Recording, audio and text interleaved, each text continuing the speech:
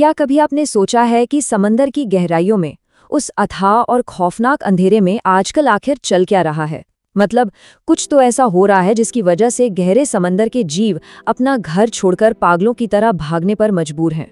चलिए इस 7 लाख के भारी भरकम आंकड़े से शुरुआत करते हैं। 7 लाख! जी हाँ, अभी हाल ही में भारत के ओडिशा तट पर 7 लाख से भी ज्यादा कछुए अचानक पहुंच गए। अब आप कहेंगे कि इसमें क्या बड़ी बात है? बड़ी बात यह है कि ये कछुए मेक्सिको के पास समंदर में 150 मीटर की गहराई में रहते हैं और 9000 किलोमीटर का सफर तय करके उनका अचानक यहाँ आना कोई मामूली इत्तेफाक तो नहीं हो सकता, राइट? और बात सिर्फ कछुओं की नहीं है। ऑस्ट्रेलिया के तस्मानिया आइलैंड पर 150 किलर वेल्स अचानक बीच पर फंसी हुई पाई गई। सोचिए, 150 किलर वेल्स! इनमें से कई इतनी डरी हुई थीं कि रेस्क्यू टीम के वापस पानी में धकेलने पर भी वो अंदर जाने से कतरा रही थीं। जो किलर वेल्स समंदर की गहराई में राज करती हैं, जिनसे दूसरे जीव थर-थर कांपते हैं, वो खुद आखिर किस चीज से इतनी खौफजदा थीं? और यही सवाल हमें सोचने पर मजबूर कर देता है। आखिर समंदर के सबसे खूंखार और ताकतवर शिकारी अपना सुरक्षित घर छोड़कर अचानक सतह की ओर क्यों भाग रहे हैं? केरल में हजारों मछलियां समंदर किनारे आकर तड़प तड़प कर जान दे देती हैं, लेकिन वापस गहरे पानी में नहीं जाती। ऐसा लगता है जैसे कोई अदृश्य शक्ति उन्हें बाहर धकेल रही है ना? आज के इस विश्लेषण में हम इसी गहरे रहस्य में गोता लगाने वाले हैं। हम प्राचीन पौराणिक कथाओं के डर और आज के आधुनिक विज्ञान की चेतावनी दोनों को जोड़कर देखेंगे। हम समंदर की गहराई में छिपे असली राक्षसों को डिकोड करेंगे और समझेंगे कि क्या वाकई कोई प्राचीन मॉन्स्टर जाग रहा है या फिर हकीकत इससे भी कहीं ज्यादा भयानक है। भाग 1, the abyss and the omen, गहराई और अपशकुन। तो देखिए, हमारी पृथ्वी का करीब 71% हिस्सा समंदर से ढका है, लेकिन आपको जानकर हैरानी होगी कि हम आज तक इसका सिर्फ 5% ही ठीक से जान पाए हैं। बाकी का हिस्सा आज भी एक रहस्यमयी, बिल्कुल अंधेरी दुनिया है। अब मरियाना ट्रेंच को ही ले लीजिए, जो हमारी पृथ्वी का सबसे गहरा हिस्सा है। इसकी गहराई करीब 11,000 मीटर है। इसे ऐसे समझिए कि अगर आप पूरा का पूरा माउंट एवरेस्ट भी इसमें डाल दें तो वो भी पूरी तरह डूब जाएगा। वहां सूरज की 1% रोशनी भी नहीं पहुंचती। बिल्कुल गुप अंधेरा और पानी का प्रेशर इतना ज्यादा है कि इंसान के शरीर के लिटरली पलक झपकते ही छितरे उड़ जाएं। अब ऐसे एक्सट्रीम माहौल में बेहद अजीबोगरीब जीव रहते हैं, जैसे वो डीप सी एंगलर फिश, जिसके सिर पर एक चमकने वाली लाइट होती है जिससे वो अपने शिकार को अपनी तरफ खींचती है, या फिर स्मूथ लंपस्कर फिश, जिसका शरीर बिल्कुल किसी इंसानी दिमाग जैसा दिखता है। ये जीव इसी भयानक दबाव और अंधेरे के लिए ही बने हैं। उनका शरीर इसी के अनुकूल है। ऐसे में इन जीवों का अचानक समंदर की सतह पर आना एक बहुत ही असामान्य घटना है, जिसे अक्सर किसी बड़े खतरे की आहट माना जाता है। आप जरा इतिहास की इस टाइमलाइन पर नजर डालिए, सच में रोंगटे खड़े कर देने वाली है। पुराने समय से ही कुछ खास जीवों का सतह पर आना एक बहुत ही बुरे शगुन या खतरे की घंटी के तौर पर देखा जाता रहा है, खासकर ओवरफिश का।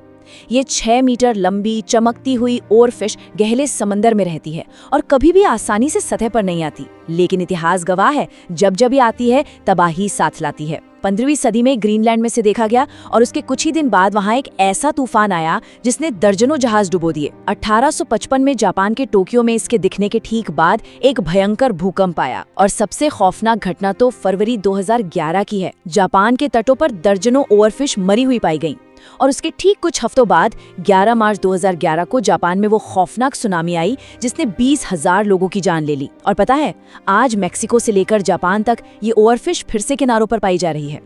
जब ऐसी रहस्यमयी घटनाएं बार बार होती हैं तो स्वाभाविक है कि प्राचीन कथाएं और मिथक फिर से जिंदा हो उठते हैं। पुराने ग्रंथों में, जैसे कि बाइबल के जोब 41 में लेवायथन नाम के एक विशाल समुद्री राक्षस का जिक्र है। कहा गया है कि ये एक ऐसा मॉन्स्टर है जिसकी सांसों से आग निकलती है और जिसे कोई भी इंसान काबू नहीं कर सकता। पुरानी कहानियों में तो यहाँ तक कहा जाता है कि बर्मुडा ट्रायंगल में जो 100 से ज्यादा जहाज डूबे हैं वो इसी लेवायथन का काम है। और अभी हाल ही में सोशल मीडिया पर कुछ सैटेलाइट इमेजेस भी वायरल हुई थी, जिनमें समंदर के बीचों बीच एक विशाल आकार देखा गया था और लोगों ने तुरंत उसे इसी लेवायथन से जोड़ दिया। लेकिन यहाँ हमें रुक कर सोचना होगा, क्या वाकई समंदर का कोई क्रोधित देवता या लेवायथन जैसा कोई प्राचीन मॉन्स्टर दुनिया में कयामत लाने के लिए जाग उठा है, या फिर इन जीवों को बाहर खदेड़ने वाला खतरा कुछ और ही है? एक ऐसा खतरा जो शायद इन पौराणिक राक्षसों से भी कहीं ज्यादा खौफनाक है। आइए अब इन रहस्यमयी घटनाओं को कहानियों से निकालकर विज्ञान के चश्मे से देखते हैं। भाग 2, the 3 pillars of scientific disruption, तबाही के 3 वैज्ञानिक स्तंभ।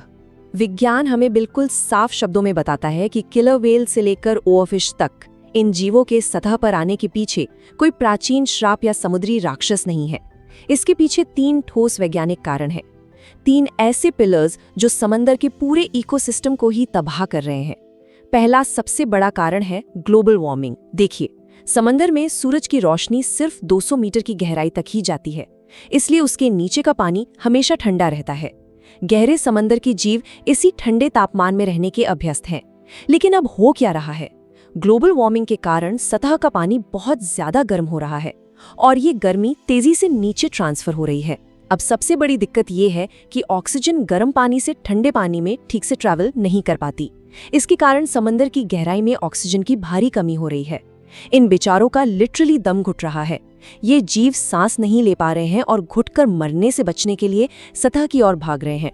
और ऑक्सीजन कम होने का मतलब है कार्बन डाइऑक्साइड का स्तर बढ़ना, जिससे समंदर का पानी एसिडिक यानी तेजाबी होता जा रहा है। ये एक ऐसा जानलेवा जाल बन चुका है जिससे बचना इन जीवों के लिए अब लगभग नामुमकिन होता जा रहा है। दूसरा बड़ा कारण है ये भारी भरकम आंकड़ा 12 मिलियन टन, 1 करोड़ 20 लाख टन। ये वो प्लास्टिक कचरा है जो हर साल इंसानों द्वारा समंदर में डंप किया जा रहा है। ये सिर्फ कचरा नहीं है दोस्तों, ये एक धीमा जहर है। गहरे समंदर के जीव अनजाने में इन माइक्रोप्लास्टिक पार्टिकल्स को खा रहे हैं। प्लास्टिक के अंदर मौजूद जहरीले केमिकल्स उनके शरीर को अंदर ही अंदर से खोखला कर रहे हैं। इसी वजह से वो बीमार पड़ते हैं, कंफ्यूज हो जाते हैं और तड़पते हुए किनारों की तरफ आकर फंस जाते हैं। और अब आते हैं तीसरे और बहुत ही खतरनाक पिलर पर, डीप सी माइनिंग यानी गहरे समुद्र में खनन। जमीन पर मौजूद फॉसिल फ्यूल्स मतलब कोयला, तेल और गैस के भंडार अब तेजी से खत्म हो रहे हैं। इसकी वजह से अब इंसान तेल और पेट्रोलियम निकालने के लिए समंदर की गहराइयों को भी नहीं बख्श रहा। बड़ी बड़ी मशीनों के शोर और भयानक प्रदूषण से इन जीवों का शांतिपूर्ण घर उनसे छिन रहा है। लेकिन बात सिर्फ शोर की नहीं है। सबसे डरावनी बात यह है कि इस हेवी ड्रिलिंग की वजह से समंदर के नीचे की टेक्टोनिक प्लेट्स में भारी हलचल हो रही है। इसी जियोलॉजिकल हलचल और कंपन से डरकर जीव घबराहट में सतह पर आ जाते हैं। आपको याद है म्यांमार में आया वो 7.7 मैग्नीट्यूड का विनाशकारी भूकंप? वो इसी तरह की जियोलॉजिकल उथल-पुथल की एक डरावनी झलक मात्र है। तो अब आप समझ रहे हैं, एक तरफ वो डर है जो पुरानी कहानियों और मिथकों से आता है कि शायद कोई लेवायतन या समुद्री देवता नाराज हो गया है और कयामत ला रहा है, लेकिन दूसरी तरफ है वो कड़वा वैज्ञानिक सच जिसे हम बिल्कुल भी झुठला नहीं सकते। असल में समुद्र के इन जीवों को कोई पौराणिक राक्षस नहीं डरा रहा है, बल्कि इंसानों का अपना फैलाया हुआ कार्बन फुटप्रिंट, लाखों टन का प्लास्टिक प्रदूषण और ये बेतहाशा डीप सी माइनिंग ही उन्हें उनके घरों से बेदखल कर रही है। दोनों ही परिदृश्यों में तबाही तो तय है, बस वजहें अलग अलग हैं। तो इस पूरे विश्लेषण के अंत में एक बेहद चुभने वाला सवाल उठता है। समंदर के जीव जिसे देखकर खौफ से कांप रहे हैं, वो कोई लेवायतन नहीं है। तो क्या हमारी पृथ्वी के लिए तबाही लाने वाले वो असली मॉन्स्टर, वो असली राक्षस खुद हम इंसान हैं? हम अक्सर राक्षसों को कहानियों की किताबों और समंदर की अंधेरी गहराइयों में खोजते हैं, लेकिन शायद वो राक्षस कोई और नहीं बल्कि हमारे अपने ही बनाए हुए सिस्टम है। ये सोचने का वक्त है कि क्या हम अब भी इस आने वाली तबाही को रोक सकते हैं या फिर बहुत देर हो चुकी है। इसी विचार के साथ हम आज की इस चर्चा को यहीं रोकते हैं। चीजों को गहराई से समझते रहिए और सबसे जरूरी बात, सवाल पूछना कभी बंद मत कीजिए।